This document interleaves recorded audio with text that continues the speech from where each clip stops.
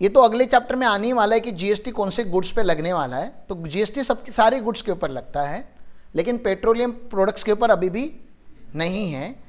और petroleum products के ऊपर अभी भी पुराना वाला सिस्टम चालू है। पुराना मतलब जो जब मैन्युफैक्चर होता है तो एक्साइज ड्यूटी लगेगा, और जब सेल होगा तो वैट या सीएसटी लगेगा। यहाँ तक क्लियर है।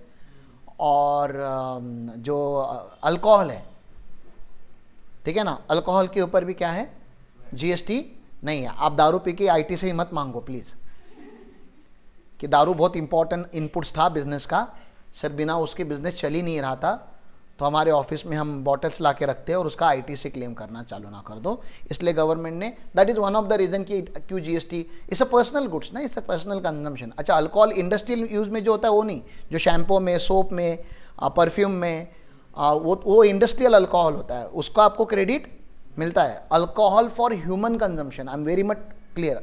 दारू जो आप लोग पीते हो वो वाली दारू, ठीक है ना, उसके ऊपर जीएसटी नहीं है।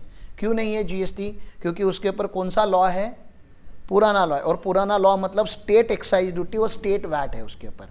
मतलब दारू प्योर किसका सब्जेक्ट है, दारू के ऊपर कितना टैक्स लगाना, ये 100% पावर किसकी है, स्टेट गवर्नमेंट की है, सेंट्रल गवर्नमेंट की नहीं है। इसलिए गोवा में दारू सस्ती मिलती है, महाराष्ट्र में एवरेज पे मिलती है, गुजरात और केरला में बहुत महंगी मिलती है, क्योंकि उन गवर्नमेंट ने वैसे, हाँ मतलब गुजरात ऑफिशियली ड्राई स्टेट है, मतलब आप ऑफिशियली वहां पे दारू नहीं पी सकते, अनऑफिशियली पी सकते एक्स्ट्रा टैक्स भर के। तो यहाँ पे अगर आपकी बियर 100 रुपए की तो शायद गुजरात में 200 रुपए की होगी, क्योंकि वहां पे उतने आसानी से नहीं मिलती, और दूसरा वहां पे टैक्स ज़्यादा है। गोवा में जाओ 40 रुपए की मिलेगी ना, मतलब हाथ धोने के लिए बिस्लरी का बॉटल नहीं लेने का, हाँ बियर से हाथ धो देने का। क्लियर है? हाँ, तो कुछ आइटम है जिसके ऊपर जीएसटी नहीं है। अल्कोहलिक लिकर फॉर कौन सा, ह्यूमन कंजम्पशन, उसके ऊपर स्टेट एक्साइज ड्यूटी और स्टेट वैट लगता है अभी भी। Petroleum crude, diesel, petrol, ATF, ATF मतलब aviation turbine fuel, aviation turbine fuel मतलब जो एयरक्राफ्ट में यूज होता है, which is not normal fuel, ठीक है ना, एयरक्राफ्ट में है ना, तो उधर ऐसा नहीं मिक्स वगैरह करके कुछ दे दोगे। And then natural gas. Tobacco वाले इतने अच्छे लोग हैं कि वो पुराना लॉ भी भर रहे हैं और नया भी भर रहे हैं, समझ रहे हैं? मतलब बाकी सारे गुड्स के ऊपर क्या, अभी दारू के ऊपर क्या हो गया, दारू के ऊपर जीएसटी नहीं आया। क्यों नहीं आया? क्योंकि उसके ऊपर पुराना लॉ अभी भी लग रहा है। पुराना लॉ मतलब क्या है, मैन्युफैक्चरिंग के टाइम पे एक्साइज, स्टेट एक्साइज, और सेल के टाइम पे स्टेट वैट। पेट्रोलियम वगैरह के ऊपर क्या है, वो पेट्रोलियम प्रोडक्ट के ऊपर क्या है, पुराना लॉ मतलब जब मैन्युफैक्चर होगा तो सेंट्रल एक्साइज, और जब सेल होगा तो स्टेट वैट। इसलिए पेट्रोल का भी price state to state change होता है। यहां तक क्लियर है? ये दो लॉजिक क्लियर है? टोबैको का देखो ना क्या हो गया, टोबैको जीएसटी में आ तो गया लेकिन पुराने लॉ से निकला नहीं। मतलब टोबैको को कोई भी प्रोडक्ट मैन्युफैक्चर होता है आज भी, तो उसके ऊपर डबल टैक्स है। डबल टैक्स मतलब उसके ऊपर जब मैन्युफैक्चरिंग होता है तो एक्साइज ड्यूटी लगता है, और जब सेल होता है तो जीएसटी लगता है। तो टोबैको एक ऐसा एक प्रोडक्ट है जो दोनों लॉ में है, ओल्ड एंड न्यू में दोनों में है। तो there are items which are only in old law, there are items, majority items which are exclusively in the new law, which is the GST law, and there is one item which is there in the both law, old में भी है और, and that is tobacco।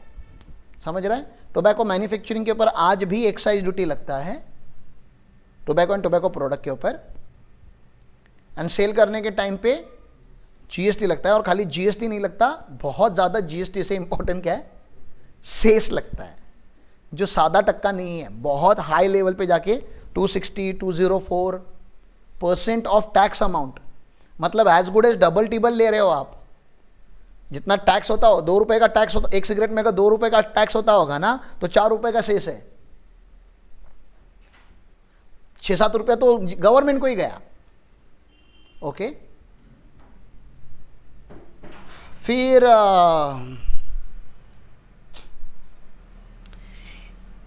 अभी ये जो रहते हैं opium, Indian hemp, other narcotic drugs, ये सब क्या है, ये सब कुछ जीएसटी में आ चुका है, ठीक है ना। ये पहले इनके लिए अलग से स्पेशल एक्साइज ड्यूटी भी हुआ करता था।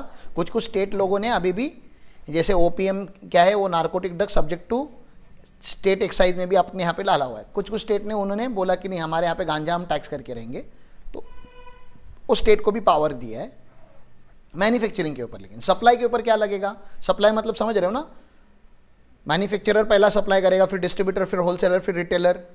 तो ये सप्लाई चेन में क्या लगेगा इसके ऊपर?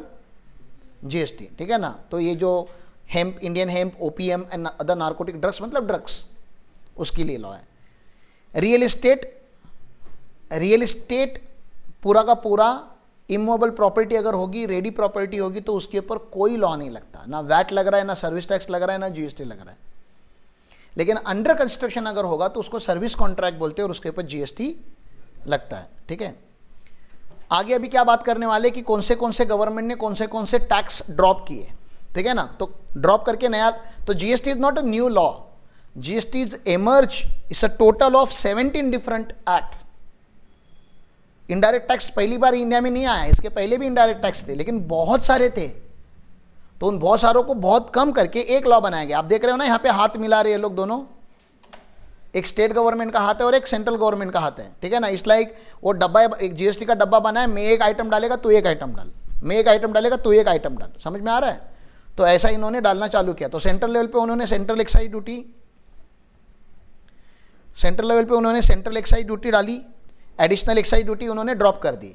तो इन्होंने, इनका बड़ा लॉ, सबका मैं बड़ा पहले हाईलाइट करता हूँ। इनका जो बड़ा लॉ था, ठीक है ना, किसका? स्टेट्स का, ठीक है। वो सबसे बड़ा लॉ था वैट एंड सेल्स टैक्स, ठीक है ना। इसका इनका बड़ा लॉ कौन सा था? सेंट्रल एक्साइज ड्यूटी, मैन्युफैक्चरिंग का, और सर्विस टैक्स। ये दो बड़े लॉ थे, excise duty and service tax. Central का बहुत बड़ा लॉ था, बहुत ज़्यादा रेवेन्यू इनको एक्साइज और सर्विस टैक्स से मिलता था, और स्टेट को सबसे ज़्यादा टैक्स वैट एंड। तो ये मेन लॉ है जो मर्ज हुए। तो जीएसटी में फीचर किसके रहेंगे? मेन फीचर एक्साइज के रहेंगे, और बोलो ना, सर्विस टैक्स के रहेंगे, और वैट के रहेंगे। तो ये तीन मेन इंग्रेडिएंट है जिससे जीएसटी बनता है।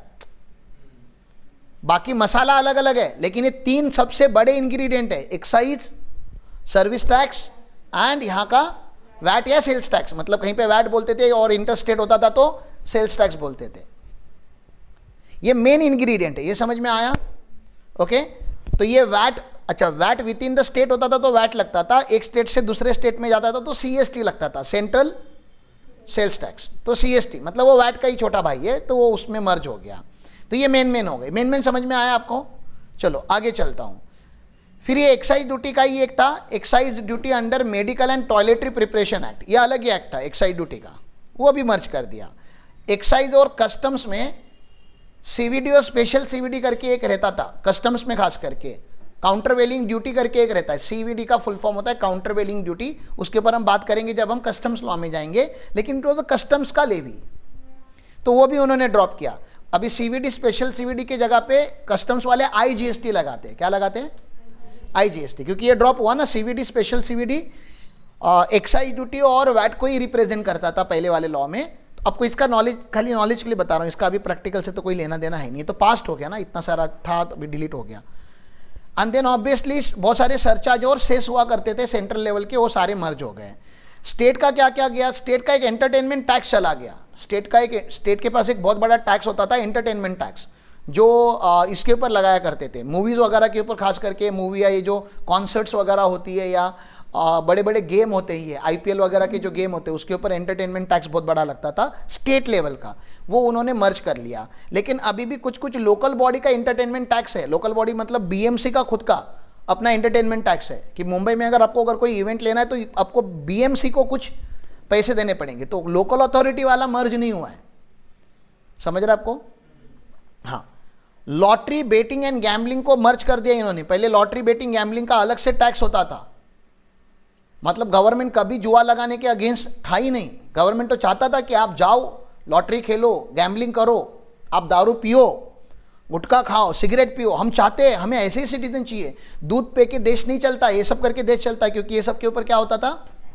हाईएस्ट अमाउंट ऑफ टैक्स यहाँ से आता है, ठीक है। फिर एंट्री टैक्स हुआ करता था, इसको ऑक्ट्रॉय भी बोलते थे हम पहले ज़माने में। तो ये सब भी टैक्स इनके चले गए। लग्जरी टैक्स भी चला गया और टैक्स ऑन एडवर्टाइजमेंट भी चला गया। तो ये सारे टैक्सेस मर जो कि एक नया लॉ बना विच इज़ जीएसटी लॉ, ठीक है।